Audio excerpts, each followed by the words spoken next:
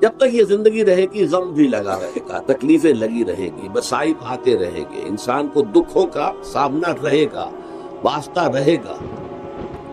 آپ کو معلوم ہے کہ خوشی آتی ہے تو وہ ایسے گزر جاتی ہے، اس کا وقت کا بھی پتہ نہیں چلتا، گزرتے ہوئے بڑی تیزی کے ساتھ وقت گزر جاتا ہے۔ لیکن غم کا معاملہ ہو جائے تو ایک ایک لحظہ جو ہے وہ بڑا کٹھن ہو جاتا ہے، بڑی مشکل سے گزرتا ہے۔ تو انسان کے احساسات پر زیادہ جو اثر آتا ہے وہ دکھ کا آتا ہے۔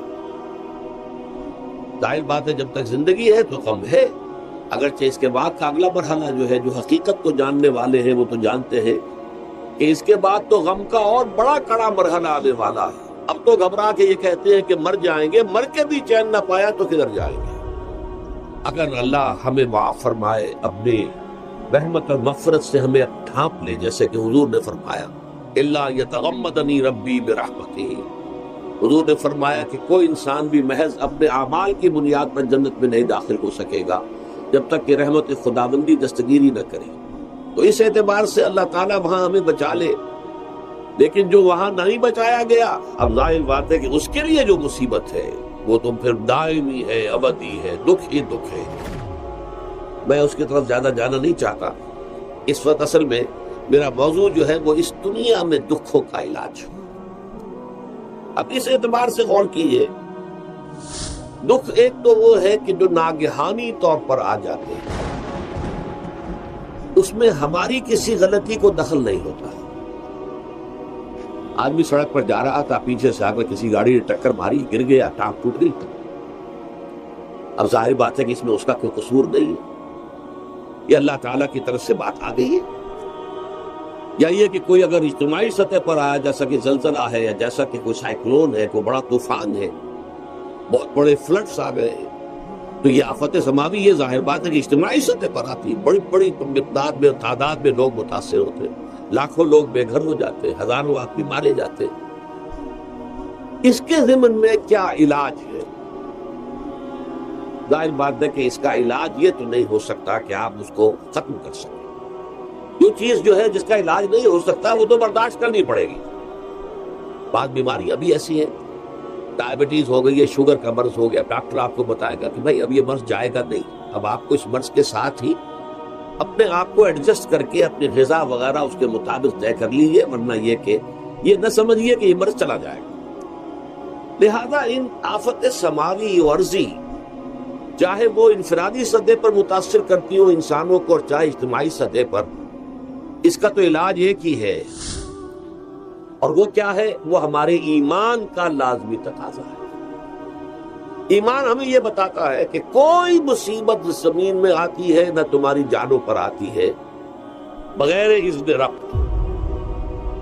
جو کچھ آ رہا ہے اللہ تعالیٰ کے فیصلے سے آیا ہے، یہ کوئی اندھا بہرا مادہ نہیں ہے، یہ کوئی اندھا پھیسا نہیں ہے کہ اس نے آ کے آپ کو ٹکر مار دی ہے، نہیں نہیں نہیں، یہ تو سمیع و بصیر، علیم و خبیر اللہ، لہذا یہ من جانب اللہ ہے، اس کو تم سمجھو کہ اللہ تعالیٰ کی طرف سے ہے۔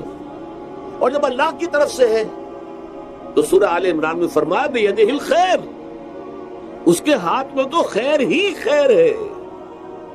یعنی بظاہر تمہیں محسوس ہوتا بھی ہو کہ یہ میرے لیے تکلیف دہ بات آ گئی ہے، تو اس کو یوں سمجھو کہ اس کا نتیجہ جو میرے حق میں نکلے گا وہ خیر ہوگا۔ فوری طور پر تو تکلیف ہے، مجھے اچھی نہیں لگ رہی، ناگوار ہے، لیکن نتیجہ اس کا خیر نکلے گا۔